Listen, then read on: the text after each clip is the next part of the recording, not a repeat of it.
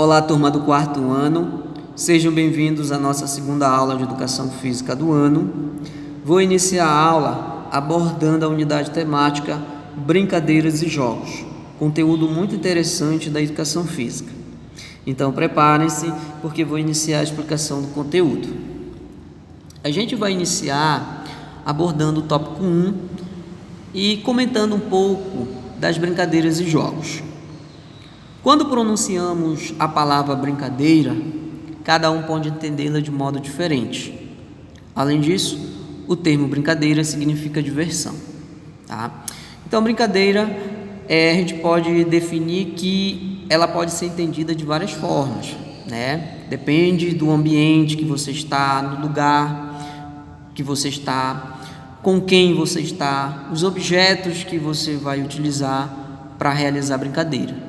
Tá? Então ela pode ser entendida de diferentes formas e realizada de diferentes formas. A brincadeira nada mais é do que diversão, é você se reunir com os amigos e se divertir brincando. Eu tenho aqui uma imagem antiga, né? Isso é uma imagem de um quadro, e esse quadro ele representa aí muitas brincadeiras. Se você prestar bastante atenção, você vai localizar e identificar muitas brincadeiras. Nós temos aí brincadeiras de pega-pega, brincadeiras com arco, bambolê, brincadeiras de taco, né? Então você vai observar com bastante atenção que ele está mostrando aí muitas brincadeiras, muitíssimas brincadeiras mesmo, tá? As brincadeiras e os jogos propiciam o desenvolvimento da imaginação, o espírito de colaboração, a socialização e ajudam a criança a compreender melhor o mundo. Atualmente, devido ao progresso e às mudanças ocorridas, as brincadeiras e jogos infantis populares estão sendo substituídos pela televisão, pelos jogos eletrônicos e pelo computador, tá? Eu posso dizer que as brincadeiras, elas são muito importantes para o desenvolvimento de vocês, tá? Por quê? Brincar significa que você vai aprender muitas coisas, tá? Que serão importantes para quando você se tornar adulto. Por exemplo, eu vou brincar de pega-pega, né? Essa brincadeira, ela vai ajudar você a desenvolver o seu corpo, né? Porque o pega-pega você vai correr. Nada mais é do que a brincadeira de correr, né? Tentar pegar o seu amigo na brincadeira. Então a corrida ela é muito importante porque desenvolve a musculatura, desenvolve os ossos, desenvolve e fortalece as articulações, né? Melhora o batimento cardíaco, enfim, tem suas vantagens. E, por exemplo, eu vou brincar sozinho, eu não tenho amigo. Vou pegar meus brinquedos, vou pegar o meu barquinho, vou brincar de barquinho hoje. Então você vai pegar uma bacia, coloca água e vai brincar com o seu barquinho. Aí você vai imaginar de que você está no mar, né? Você está num navio, você é o capitão daquele navio, né? E você vai imaginar ali muitas coisas. Então a brincadeira, além de desenvolver a parte do corpo, ela também desenvolve a imaginação, né? Você cria ali situações de que vocês, como se estivesse navegando no mar. A brincadeira também ela estimula o espírito de colaboração e socialização. Por exemplo, eu vou brincar futsal na quadra, né? Aí você vai discutir na divisão dos dois times, né? Vai haver uma socialização para que vocês dividam, né, os dois times para poder iniciar, né, o jogo. E haverá também uma colaboração de que daqui a pouco a gente vai mudar, né?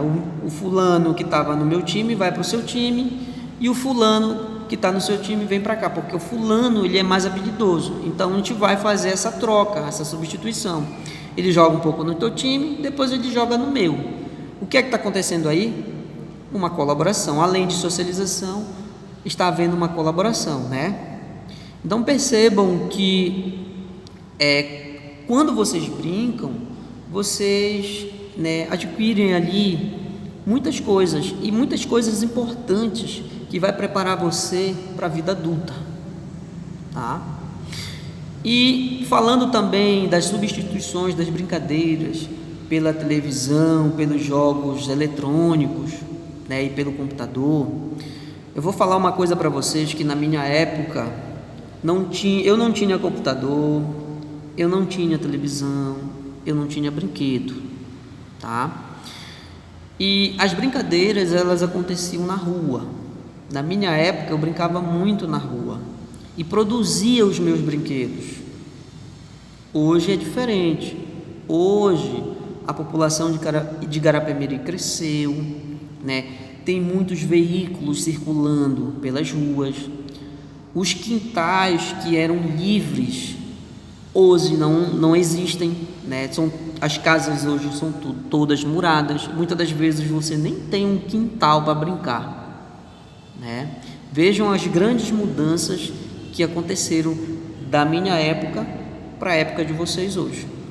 Então o que lhes resta é brincar em casa, e muitas das vezes você está sozinho, e muitas das vezes sozinho a gente não quer brincar, a gente quer brincar, compartilhar, né, o nosso brinquedo, brincar com alguém. Quando você está sozinho, você vai para a internet, né, assistir vídeo, você vai para a televisão, assistir programação infantil, né, você vai para o computador, jogar videogame, enfim. Então, vejam que houve uma mudança, né, da minha época para a época de vocês. Na minha época não tinha um brinquedo, não tinha televisão, não tinha computador, mas tinha, né, espaços para eu brincar, e eu me divertia bastante com meus amigos. E hoje é diferente, hoje não existem esses espaços, né? Porém vocês têm outras formas de brincar, né? Jogos eletrônicos, a televisão, o computador, enfim. Então, o único espaço muitas das vezes que você tem para brincar é na escola, é nos parques, nas praças, né, nos clubes. Por quê? Lá vocês estão seguros, né? Você tem espaço para brincar, você tem outras crianças, né, para estar de repente se reunindo e brincando. Então perguntem para os pais de vocês como eram as brincadeiras da época dele, né? Quais eram as brincadeiras, como se brincava, tá? Perguntem para eles, eles vão falar como eram que eles brincavam e quais eram as brincadeiras que existiam. Será que ainda são as mesmas brincadeiras de antigamente que existem hoje? Perguntem para eles, que eles irão responder para vocês. Existe uma grande quantidade de brincadeiras e jogos populares conhecidas que fizeram e ainda fazem a alegria de muitas crianças brasileiras. Por exemplo, queimada, pique-bandeira, cabo de guerra, amarelinha, esconde-esconde, pular-corda, além de outras, né? Será que essas brincadeiras são as mesmas brincadeiras da época do meu avô, da época do meu pai? Perguntem a eles. Então, essas brincadeiras, elas são muito importantes e interessantes. Por quê? Se você continua a brincar elas, então elas não desaparecerão, tá? Porque, olha, o meu avô deve ter brincado, o meu pai deve ter brincado, e você vai brincar. E futuramente outras crianças irão brincar. Então, é dessa forma que as brincadeiras existem, tá? Ela vai passando de geração para geração. Bom, nós temos uma imagem aí, ó, de uma brincadeira, que é o esconde-esconde, tá? Vejam aí que nós temos 3 personagens da Mônica, sendo que um está numa árvore, né, com o rosto na árvore, contando de 1, 2, 3, e os demais vão se esconder. Então, nesse jogo, uma criança deve sair à procura das outras que se esconderam, tá? Essa é a brincadeira de esconde-esconde. Para contribuir com o registro da memória de algumas brincadeiras populares, serão apresentadas a seguir informações sobre algumas, tá? Então, a gente vai apresentar para vocês algumas das brincadeiras, né, que existem, que são brincadeiras populares. Pular corda. As brincadeiras com corda são conhecidas pela maioria dos adultos e crianças. Além disso, é uma boa brincadeira para se fazer ao ar livre e que estimula o movimento e a coordenação motora. Então, pular corda eu posso brincar sozinho e posso me reunir com os amigos para realizar essa brincadeira. E essa brincadeira tem as suas vantagens, né? Ela trabalha o equilíbrio, ela desenvolve o equilíbrio, desenvolve a lateralidade, direita e esquerda, a noção de espaço, né? Então, vejam que o pular corda, ela trabalha muitas coisas, além de fortalecer o seu corpo, né? A musculatura, os ossos, as articulações, né? Melhora o batimento cardíaco, enfim. Então, essa brincadeira, ela tem muitas vantagens. Amarelinha. A amarelinha é uma brincadeira que desenvolve a noção espacial e auxilia diretamente na organização do esquema corporal, da motricidade e força das crianças, né? Quando você vai brincar amarelinha, você muitas das vezes tem que pular com uma perna só, né? E ter aquele equilíbrio para estar de repente pegando a pedrinha e dar continuidade para finalizar, né, a brincadeira. Então vejam que ela também tem muitas vantagens para as crianças, né? Ela vai auxiliar diretamente na organização do esquema corporal, na motricidade e na força das crianças. Ela também vai trabalhar ali a lateralidade, o equilíbrio, a noção espacial, vai fortalecer a nossa musculatura, os nossos ossos, a nossa articulação e além de outros benefícios para o nosso corpo.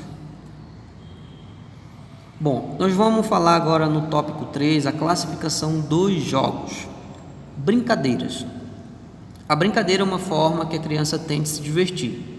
As brincadeiras podem acontecer com brinquedos em forma de objetos, nos encontros com os amigos, na montagem ou confecção de brinquedos, entre outros. Então, brincar é uma forma que a criança tem para se divertir, né? Você pode, de repente, ali ter os seus brinquedos e, de repente, não ter com o que brincar.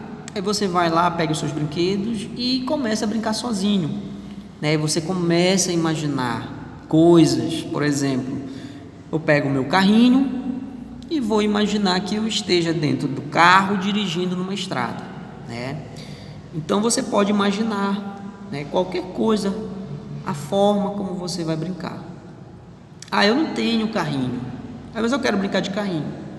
Você vai ter a imaginação de criar o seu brinquedo, né? Você vai produzir o seu brinquedo, o seu carrinho, né? Você vai lá, coleta ali algumas garrafinhas que iriam para o lixo, né? E você vai lá criar o seu brinquedo, tá? Você pode montar, confeccionar o seu brinquedo. E eu brinco, muitas das vezes, quando eu chego num lugar e encontro com meus amigos. Eu vou para um parque, para um clube. Aí encontrei meus amigos, aí você vai se reunir e muitas das vezes você vai brincar com eles. Aí você vai escolher a brincadeira que você quer realizar com eles.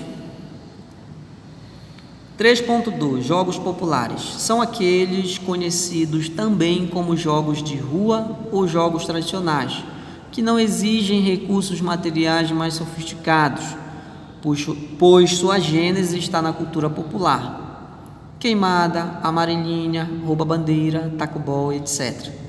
Então vejo que os jogos populares são brincadeiras de rua, né? São brincadeiras que não são preciso você ter os seus brinquedos, aquele boneca, carro, né? Qualquer outro objeto que você tem em casa. São brincadeiras de rua, né? Por exemplo, aí, amarelinha. Acabei de falar ainda há pouco da amarelinha. Na minha época, eu brincava amarelinha na rua, né? O que eu fazia? A gente pegava um pedaço de pau, um pedaço de madeira, aí desenhávamos na rua e brincávamos. Hoje você chega num parque, na escola, num clube, já tem ali a amarelinha desenhada, pintada, né, no chão. Mas na minha época nós desenhávamos, né, na rua, né, ou nas calçadas, enfim, a gente desenhava para poder brincar.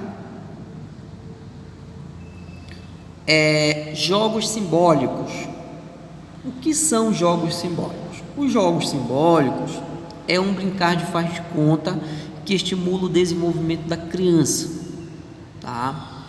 Então, o jogo simbólico nada mais é do que você brincar, né, com a sua imaginação. Eu vou imaginar que eu estou no espaço, numa espaçonave, né? E aí você imagina que você é um astronauta, que você vai para o espaço, que você vai conhecer vários planetas. Então, os jogos simbólicos nada mais é do que você brincar imaginando coisas, né? Nós temos alguns exemplos de jogos simbólicos: fazer construções livres, brincar de viagem ao espaço ou inventar brincadeiras, né? Como eu disse ainda há pouco, você tem um barquinho, aí você coloca um tanque com água, uma bacia com água e coloca o barquinho dentro. Aí você vai imaginar de que você é um capitão de um navio, né? Que você comanda o navio, que você está em alto mar. Veja que você está imaginando que você é um capitão. Então, o jogo simbólico é você brincar com sua imaginação.